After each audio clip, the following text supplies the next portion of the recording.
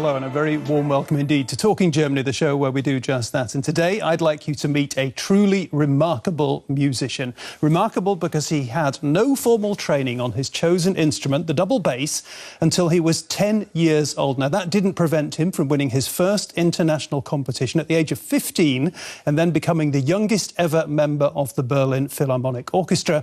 And here he is in person, Edicson Ruiz. Thank you so much for the invitation. Thank you for being here. I am very, very excited for so many different reasons. Now, I should add that Edicson comes from Venezuela, and he was the product of that country's celebrated music education program called El Sistema, which has introduced 500,000 children to music. So I think we can very much look forward to talking to Edicson Ruiz about that incredible system. We are also going to be hearing him play exclusively for us here in the studio, and we'll be discussing the following topics.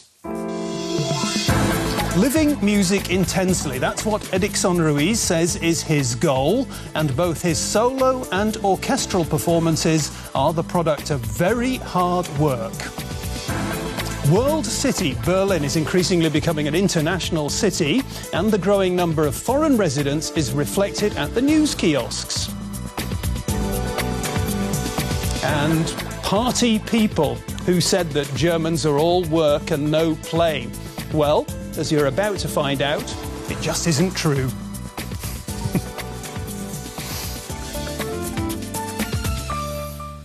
Edicson, welcome once again. Now, what I'd like to begin talking about, I've mentioned some of the details of your incredible career, your incredible journey, and really in so many ways it began with your first encounter at the age of 10 with a double bass for the first time. Yeah? Tell me about that moment. Well, you know, I wrote on that little paper that I would love to play violin, flute, and viola. But they gave me the viola because of the measure of my hand. And the first lesson, I felt so uncomfortable and that thing, you know, holding that thing. So I thought this is not going to work. But in the first rehearsal, we didn't have the instrument because we couldn't get used. We were not used to hold them. And so the only ones who had instrument were bassists. Mm-hmm. And they, you know, usually we were forced to play 4 fast notes, and they would play just one, and it would ring. You know, it would ring seconds, you know, like 10, 15 seconds long. And I thought, my God, where is that sound coming from? Why is it so serious and so meaning and so gorgeous in a way? And I told my friends, look, I want to jump in. And I went there and I jumped to them. And of course, the secretary, because I didn't tell, they were mad at me, and they said, if you ever change again of instruments without telling, you'll be thrown out too. OK, and this is you as a 10-year-old Edicson, yeah? Tell me about that guy. What kind of guy was he? What was he like? I was just like a normal 10-year-old kid. Of course, I am Taurus. And you know, I'm a little bit traviesos. What does that explain? I mean, I have read that you have said of yourself that you were a little bit of a ruffian. Of course, you know, always, and my mother was alone when I grew up, so she has to be the mother and the father at the same time, and that was what I didn't like much because I love her so much, and when she would go rough to me, of course, to make me clear that I shouldn't do it anymore, or not even. So I thought, wow, and I would contest always with violins, in a way, because she's not the softest one. She's Leo. I see. And a big she's Leo. Fiery. Yes, and she's spontaneous, and she doesn't really think what she says. So, but I had the best mother of the world. Because I think I am not a bad person, and that's so important from the parents. Edicson, I am sure you are not a bad person. Well, Edicson, there's so much to talk about there. I'd like to begin with this wonderful system that you have in Venezuela, El Sistema, which was very much the inspiration of José Antonio Abreu.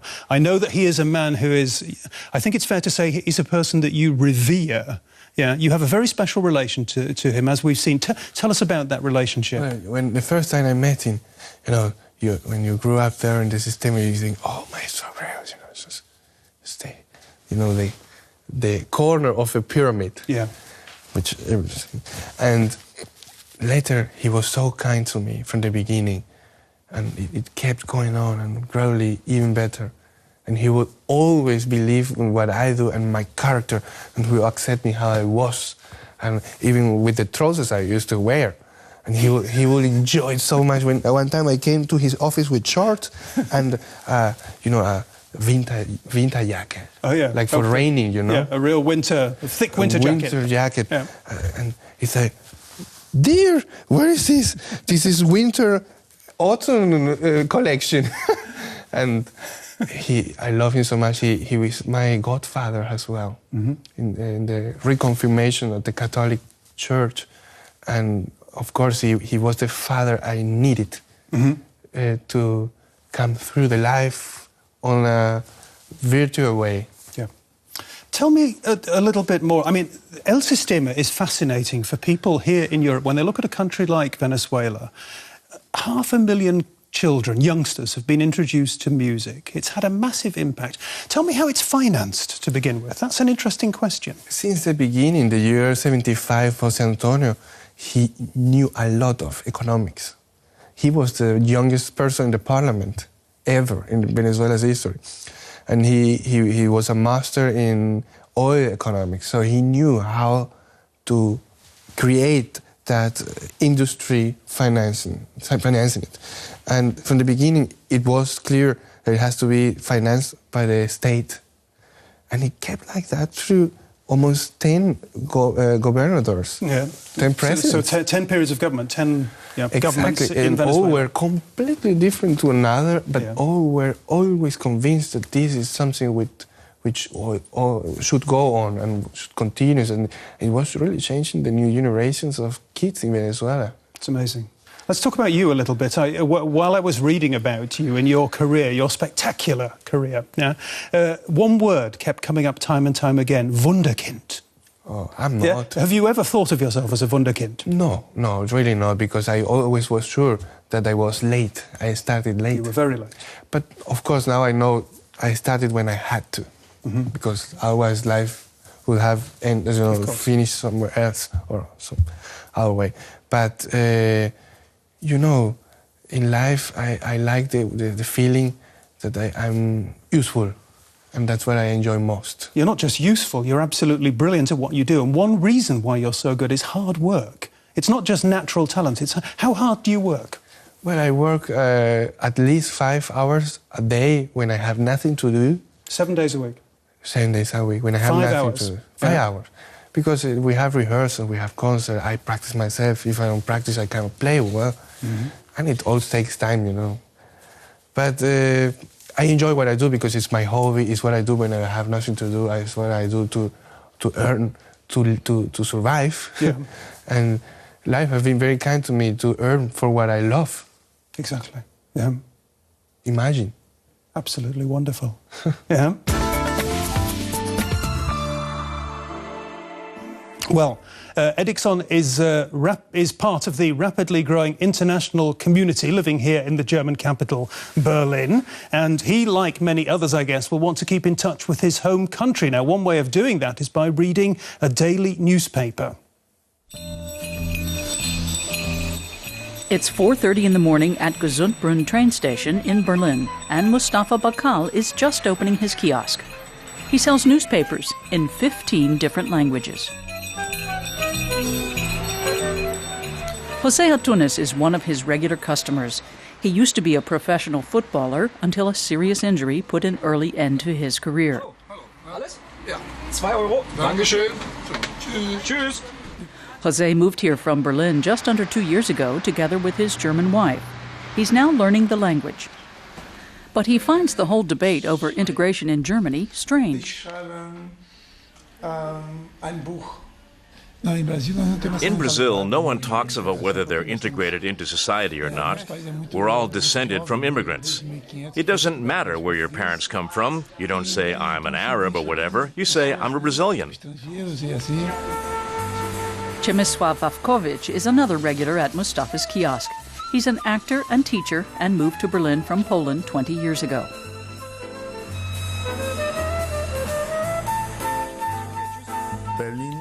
I think Berlin is a city where it's easy to cultivate a multicultural society, where you get to know other languages and cultures.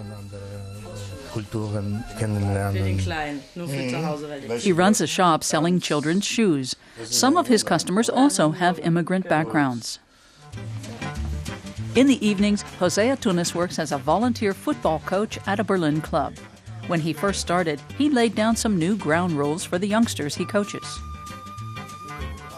The children had known each other for 2 years when I came.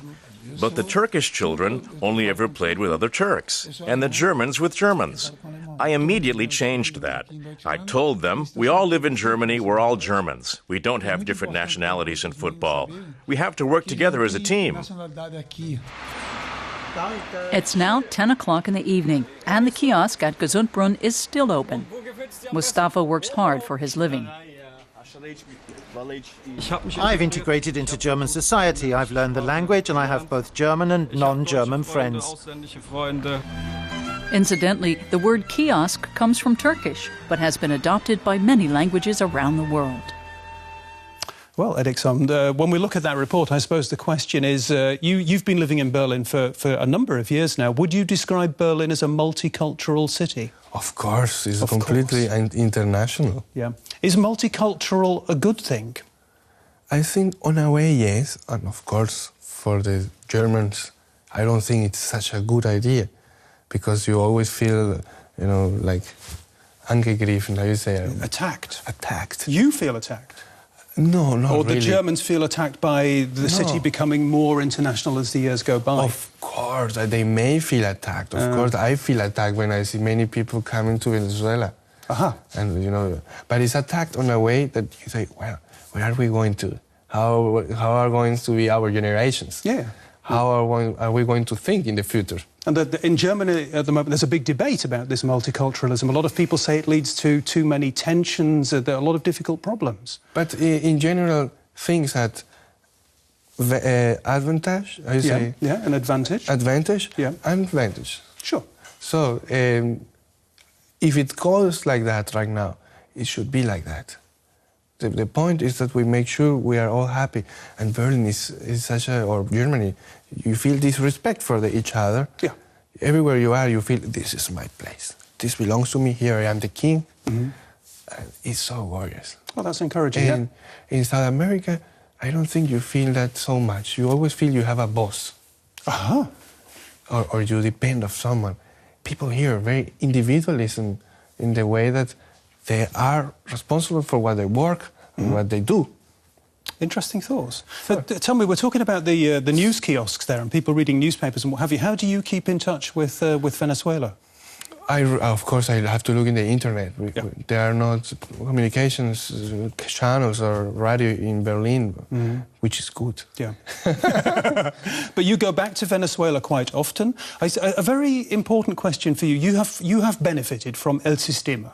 Of course. Yeah. I must thank them for all what I am. Okay. But then the question is, I'm sure you feel the urge to give something back to Venezuela and to that system. How do you do that? I'm giving, every 3 months I fly there and play concert, I teach. Every 3 months? I didn't want to influence that much my friends, bass players there. But they're so influenced.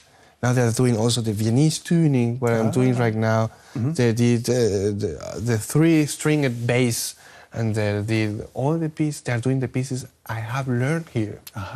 We didn't have those music there, or this music there. So it's a lot of what I'm giving back. I could always give more. Inevitably. But who wants more will look for more. Yeah. Great stuff. Now, we've talked about how Edicson Ruiz sees Germany and the Germans a wee little bit. And, of course, one widely held prejudice about the Germans is that they can't party. Well, certainly since the Soccer World Cup was hosted by Germany back in 2006, people's perceptions have been changing, rightly so, as we find out now. Celebrating is very much a part of German culture. And there's never any shortage of things to celebrate. The calendar always has something to offer. The first highlight is Carnival, or Fasching as it's known in the south. Cologne is one of the carnival capitals in Germany.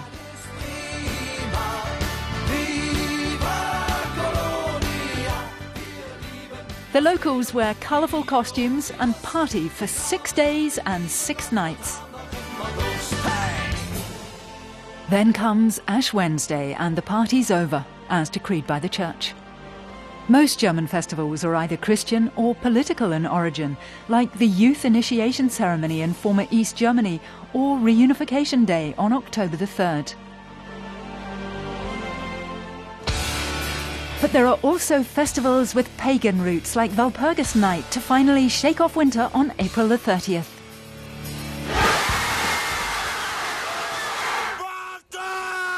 During the summer, barely a day goes by without some kind of festival. Live music is a favourite. From heavy rock to classical, open-air concerts are extremely popular and often accompanied by plenty of alcohol.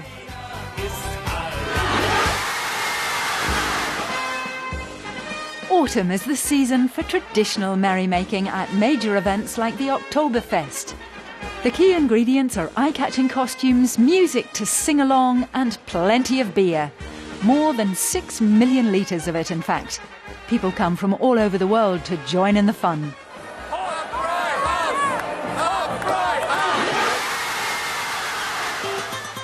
And those who still haven't had enough can always fly to the Spanish island of Mallorca.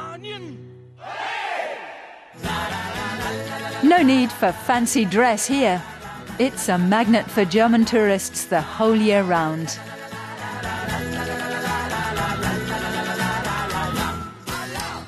Well, quite a mixture there. And while we were watching that, I was asking Edicson what he made of it, and he said, yes, one time you did go down to Munich, to the beer Munich, to the festival, to the Oktoberfest, yeah? It was, I think, yeah, on the time which they do Oktoberfest, and I was probably 15. Oh. But we had security and we weren't allowed to drink any beer at all. You weren't allowed to drink any beer at the Oktoberfest? And you see all these people and all these girls almost, showing the best they had. It's where I think, why does this happen to me? Oh dear, oh dear, oh dear.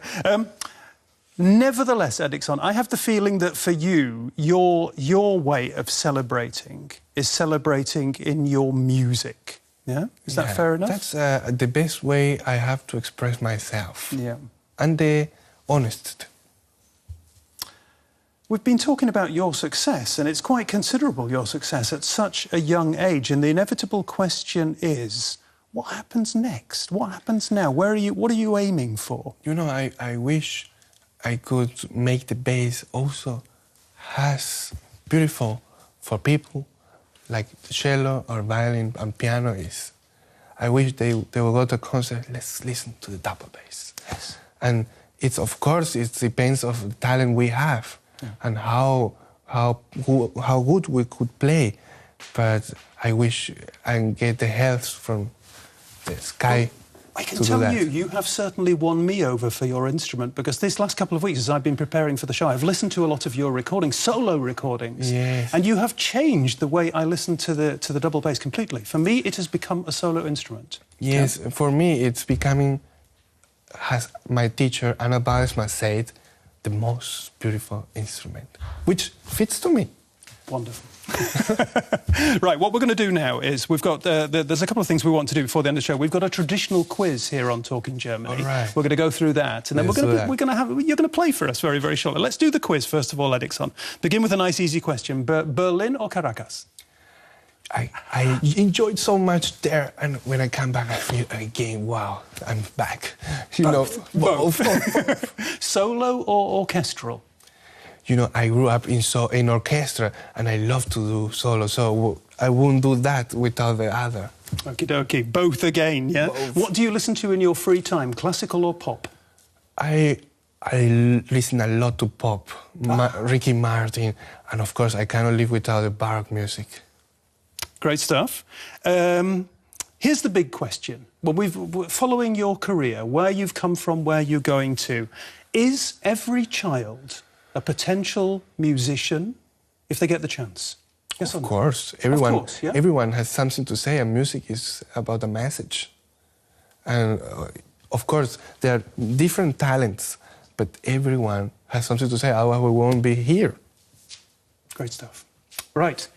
If you want to find out more about El Sistema, the musical programme from Venezuela that helped Edicson to begin his musical career, and about some of the inspirational people involved in that project, then one thing you can do is you can check out a movie. It's a documentary and it's called The Promise of Music. It was, by the way, a Deutsche Welle co-production. Here are some impressions from the film.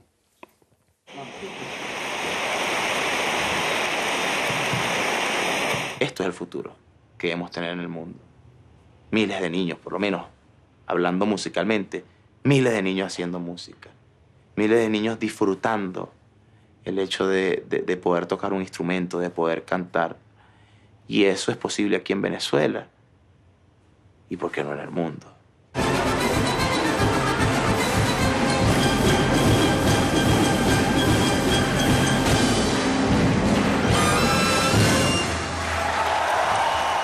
Wonderful stuff there. Now, we're getting to the exciting bit. We're going to wrap up in a very special way. Edicson has been joined by a friend of his that he's brought along. He is Jose Vitores, a guitarist, and together they're going to play live for us. We'll be hearing part of a piece composed by the German composer Franz Anton Hofmeister. So it's bye-bye from me, and here are Edicson and Jose.